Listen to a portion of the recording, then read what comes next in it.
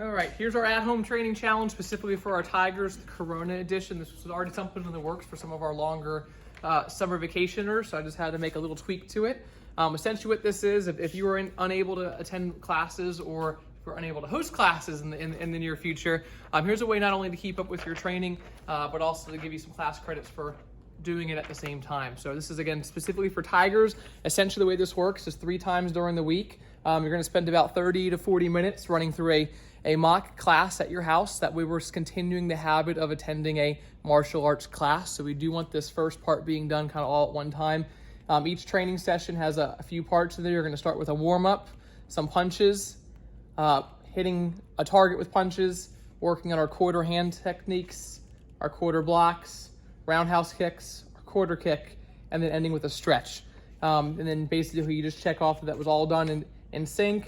A quick review of the theme with the family. This week's theme specifically is staying hydrated, but we'll have that one in a separate video. And we want to see that done 3 times throughout the week. And when you're done, just go ahead and initial it off. That's kind of the main thing. If you can get 3 classes in at home and then send me the paper at the end of the week, we'll give you a class credit. And I can also answer any questions you may have had as well. Additional for flying Tigers, even some of our Tigers, our higher Tigers who've been here for a little bit of time practicing sparring, weathering the storm, evading counter, instructor says, or Simon says, and an active game. This is an additional way to earn another class credit, but also for our flying Tigers who we spend a little bit more time on with some of those activities, keeping up with those as well. And then we have some bonus things. Part of being a black belt, we always tell people to do a little bit more than is expected. And when you're stuck at home, we want people staying active. I know coronavirus is the big scare right now, but heart disease, obesity, and diabetes kill way more people each year. So building good, healthy habits, especially after a 5-week discussion on that, would be important. So just cross these off if they're done. Training with a parent, training with a sibling, training with a friend, or teaching a family member something, practicing those leadership skills. And then a fitness bonus, going for a mile run, maxing out push-ups and sit-ups, our posted weekly workout, or post a picture on a social media with the hashtag TFMAA. Each week we'll send out another one, or obviously you can just print it each week and then send it back to me at master.tursak@gmail.com.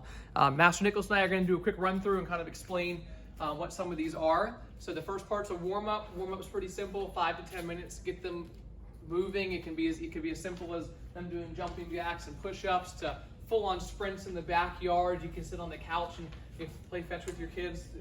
I'm just joking, don't do that, but get them moving a little bit first. Don't just have them jump into karate, almost like our prep zone before classes. And then we'll go through our punches like they do in class. Master Nicholas, you're going to have them have a kind of a wide stance, knees a little bent, one hand starting out. Now they can do it on their own, or you can tell them to go. Do a couple reps of one punch where he is go, hey, go, hey. 2 punches is respect, go, respect. 3 punches is self-control, self-control. 4 punches is concentration, concentration. No amount of time for that one. He can do a couple on his own, or again, I as the parent or the assistant instructor for the couple weeks can kind of run him through that. The next part we're going to have him work is some punches on a target.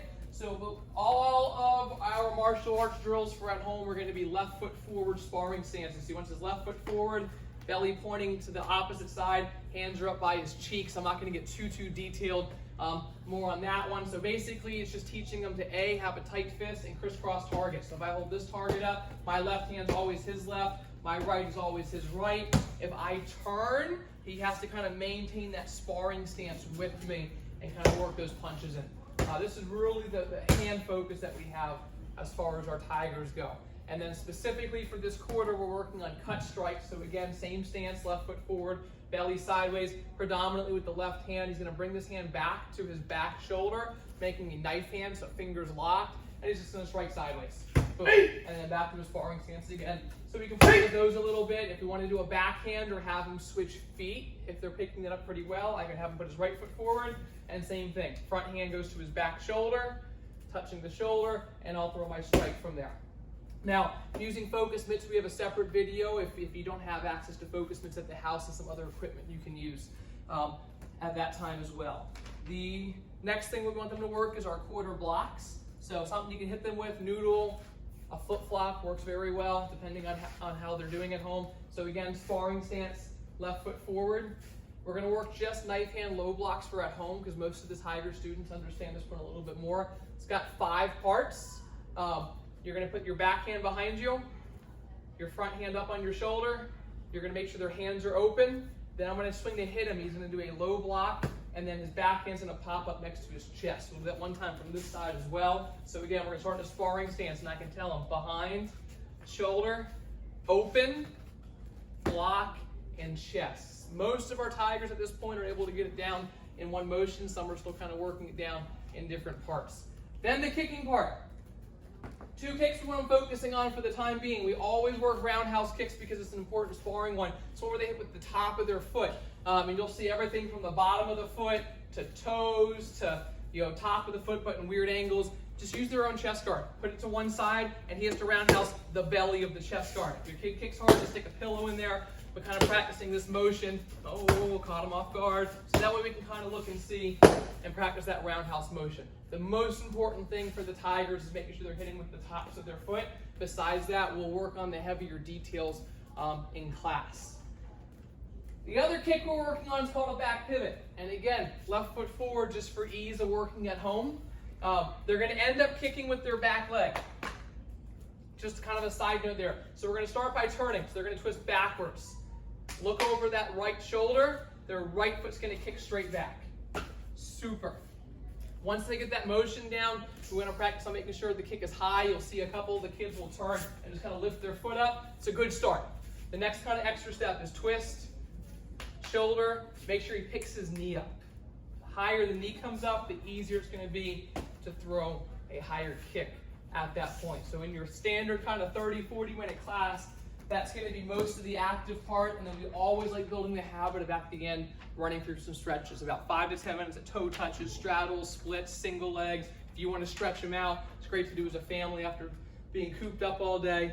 Definitely recommend that. For our flying tiger sparring practice on the chest guard, kind of the second part, basically you make commands and he has this, so I can tell him to move back, move back, move back, kick. Boom, I can call specific kicks out if I know it, side kick, back pivot, just depending on who they are, getting them in the motion, chase, chase, chase, chase, back up, kick, boom. So I can kind of have some fun with that. And again, I can use a chest guard. As far as a tire, anything works. I can put him in a full uniform and all of his gear and still make him work out. It's an at-home part there. Weathering the storm, that's just practicing blocking across the board in kind of a fun way. So he'll get in the sparring stance, and my job is just to beat on him. And his job is to keep the noodles off of him in some way. You can have a consequence like, Master Nicholas, if you get hit, black belt jumping jack, or if you get hit, you have to do an extra chore for the day, anything you want to do there. And the last kind of active one is evade and counter along the same lines. This is working on moving, so I'm going to try and swing at him, and he has to move out of the way and then slide back in. If I want to do a little extra, he could actually have a target that he kicks. I could have him slide back and then work a kick.